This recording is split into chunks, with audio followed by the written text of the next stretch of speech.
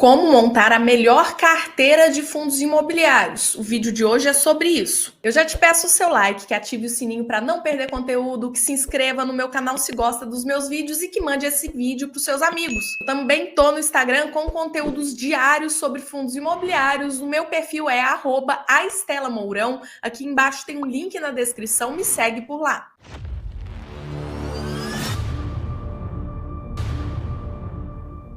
Antes da gente entrar na montagem de uma carteira de fundos imobiliários, eu quero deixar claro que um investidor para longo prazo, um investidor deve diversificar sua carteira em classes de ativos diferentes. Então, o ideal é que você não tenha 100% do seu patrimônio em fundos imobiliários. Diversifique a sua carteira em renda fixa e em renda variável, no exterior.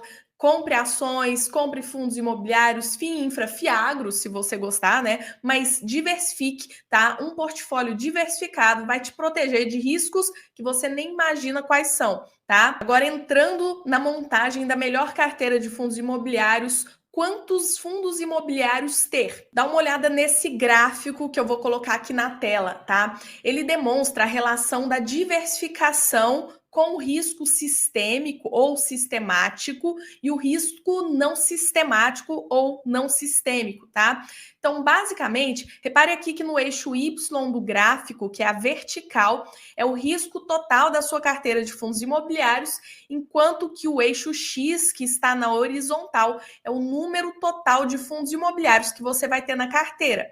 Perceba que quanto maior o número de ativos, tem ali o número 1, 5, 15, em uma carteira de fundos imobiliários, o risco não sistemático ou não sistêmico vai diminuindo muito, tá? Lembrando que o risco não sistemático ou não sistêmico é o risco que você consegue diminuir pelo número de ativos. Então, quanto mais ativos você vai tendo, menor o seu risco por ativo, né? Então, se acontecer algum problema com aquele fundo imobiliário especificamente, você vai ter uma perda muito pequena do seu patrimônio, porque a sua carteira está diversificada em número de ativos, tá? Estudos indicam que de 13 a 15 fundos imobiliários na carteira, você tem uma proteção bem grande do seu risco não sistemático. A partir de 13 ativos que você tenha na sua carteira, você diminui em 90% o seu risco não sistemático.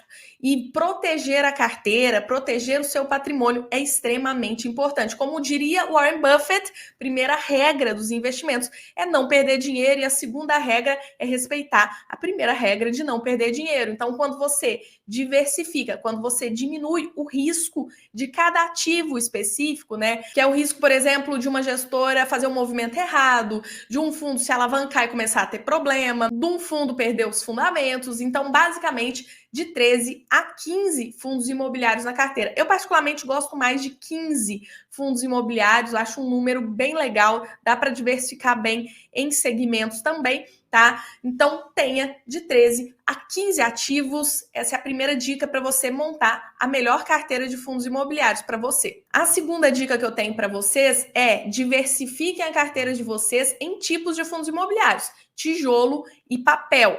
Tenha cerca de 70% da sua carteira em fundos de tijolos, ou seja, aqueles fundos que investem em imóveis físicos, e cerca de 30% em fundos de papel, que são aqueles fundos que investem em dívidas imobiliárias. Logicamente, você pode variar essa porcentagem em determinados momentos, né? Quando o papel estiver muito barato, você vai comprar mais, aí aumenta um pouquinho a porcentagem. Quando o tijolo estiver muito barato, você vai concentrar mais em tijolo, mas o ideal é você manter 70-30 na sua carteira. E por que isso? Porque essa é mais uma regra de diversificação. Os fundos de tijolos e papéis, eles têm riscos muito diferentes, tá? E também eles funcionam de forma diferente na bolsa. Geralmente, quando um tá subindo, o outro tá caindo. Quando um tá caindo, o outro tá subindo. Então, geralmente, quando o tijolo tá caro, papel tá barato. Quando o papel tá barato, tijolo tá caro, tá? Porque tem a ver com as taxas, né? Quando a gente tem, por exemplo, IPCA, inflação baixa, os fundos de papel indexados ao IPCA, que são a maioria dos nossos fundos de papel do mercado, eles vão pagar menos e geralmente as cotas vão cair, o pessoal vai vender. E nessa época, quando temos IPCA baixo, a tendência é que tijolo esteja bombando, né? Que todo mundo queira e que a cotação suba e eles se valorizem. Então você vai perceber uma correlação inversa entre eles. O risco também é muito diferente. No tijolo, você tem o risco da vacância. No papel, você tem o risco do crédito, da inadimplência. Então, eles funcionam de forma diferente. Você diversificando a sua carteira, você vai ter um equilíbrio nela. Isso é muito importante. A terceira dica que eu tenho para você para montar a melhor carteira de fundos imobiliários é diversifique entre gestoras. Eu tenho visto muitos mentorados, muitos alunos aparecendo com a carteira recheada de uma gestora só, duas gestoras. Isso é um risco.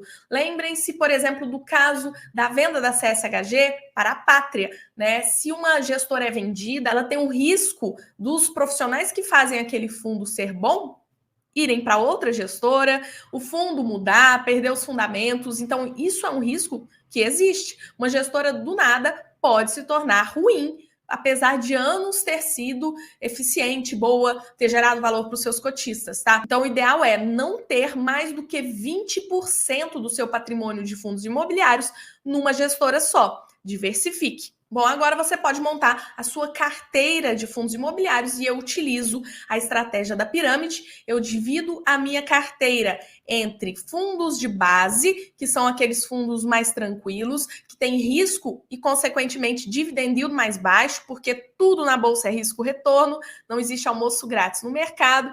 Repare aqui que a base é maior e, para mim, a carteira ideal ela tem 60% na base. Então, você pega lá 100 mil reais em fundos imobiliários, 60 mil reais vai ser de ativos de base. Eu já vou mostrar para vocês quais são esses ativos. No meio, né, você tem aqui ativos com risco e dividend yield médio. Então, ele vai pagar mais do que fundos da base, mas ele também vai ter um risco maior, sem ser um risco muito grande. Então, você vai ter aqui 30% da sua carteira. Então, para uma carteira de 100 mil reais, 30 mil seria meio. E no topo, são os ativos com maior risco e que pagam mais, tem um dividend yield mais alto, tá? Aqui são aqueles fundos mais arriscados, mas que, porque você já analisou, você entende, você estuda, você lê os relatórios gerenciais e você sabe que os fundos têm qualidade, os fundos têm capacidade de gerar renda, por isso você não corre o risco da ruína, mas é mais arriscado e por isso você deveria colocar no máximo 10% do seu patrimônio. Então, uma carteira de 100 mil reais, 10 mil reais seria topo. Bom, agora eu quero dar exemplos para vocês terem embasamento para montar a carteira de vocês. Logicamente, vocês vão estudar, isso não é uma recomendação de compra, né? Mas vamos falar aqui de ativos que seriam da base da pirâmide, ou seja, 60% do seu patrimônio de fundos imobiliários, né? Eles vão manter o fluxo constante de dividendos, como eu falei, são ativos mais seguros, mais perenes, né? E você vai ter no máximo 10% em cada ativo. Escutem, não é 10% em cada ativo, é no máximo. Então, assim, é um ativo que está numa excelente oportunidade, está muito barato, está passando por uma emissão que é um desconto absurdo do mercado, você pode chegar a 10%, mas o ideal é sempre ter menos, diversificar mais, não se concentrar em nenhum ativo, tá? Aqui na base, a gente teria os FOFs de renda, híbridos, logísticos, shoppings, fundos de papel high grade com um histórico mais longo, ou seja, que tem pelo menos uns 3 anos aí de histórico, pelo menos, ok?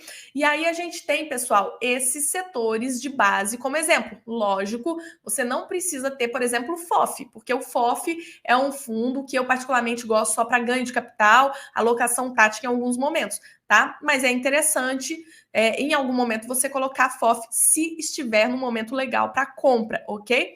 Exemplos de FOFs de renda, tá? Nós temos, por exemplo, BCIA, HGFF, CAFOF, tá? Esses são FOFs de renda, ou seja, a estratégia principal deles é repassar a renda que eles ganham dos fundos que eles investem. Não é ganho de capital, eles fazem ganho de capital, mas não é o principal, por isso eles não são tão arriscados, ok?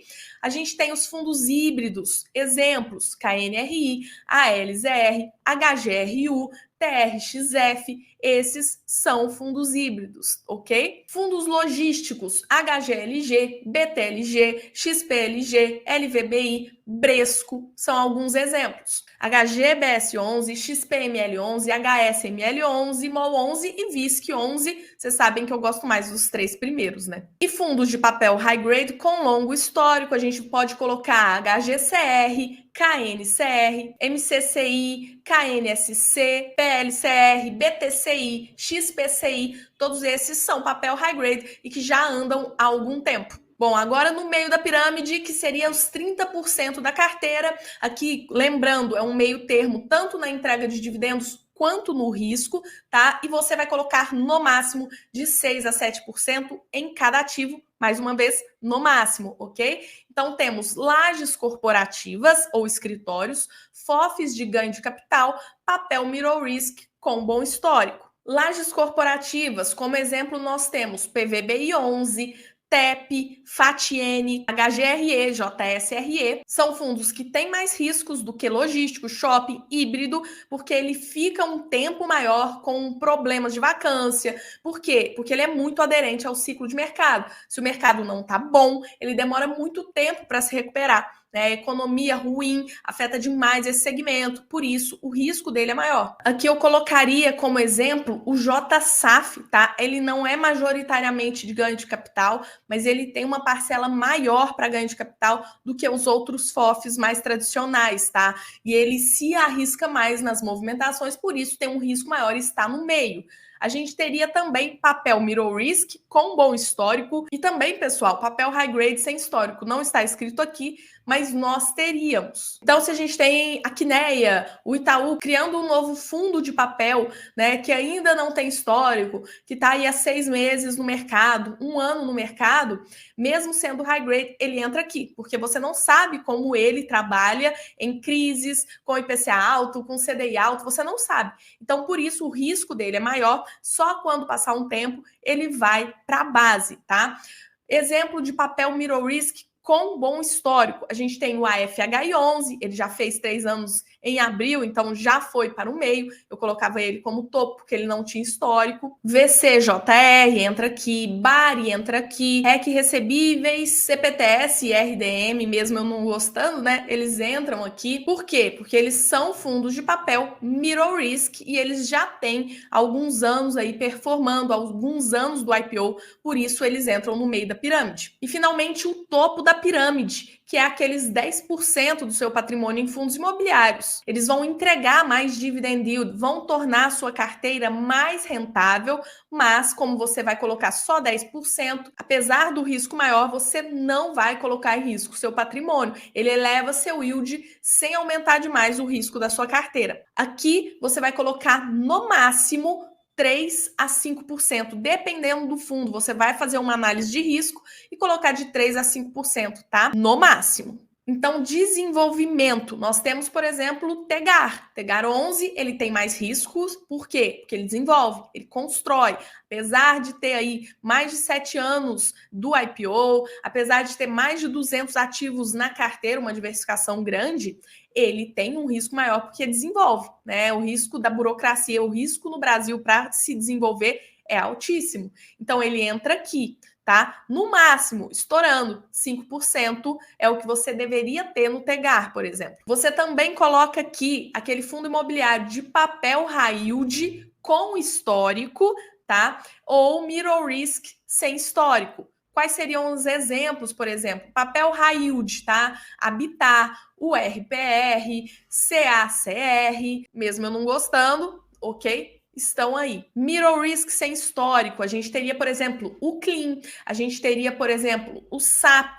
o ICRI do Itaú. Por quê? Porque eles não têm os 3 anos que eu sempre coloco aí para a gente acompanhar o fundo, né? Eles têm poucos meses, então nem completaram 1 ano, por isso eles entram como topo. Com o passar do tempo, eles vão para o meio, porque são mirror risk de nascença, né? E de taxa, vamos dizer assim. Fundos imobiliários do agronegócio. Aqui a gente tem poucos fundos, Betal, Betra, RZTR, Quasar Agro, né? Desses aí, investível mesmo, só o RZTR, né? Que vem fazendo um trabalho bem interessante, operacionalmente a Risa trabalha bem.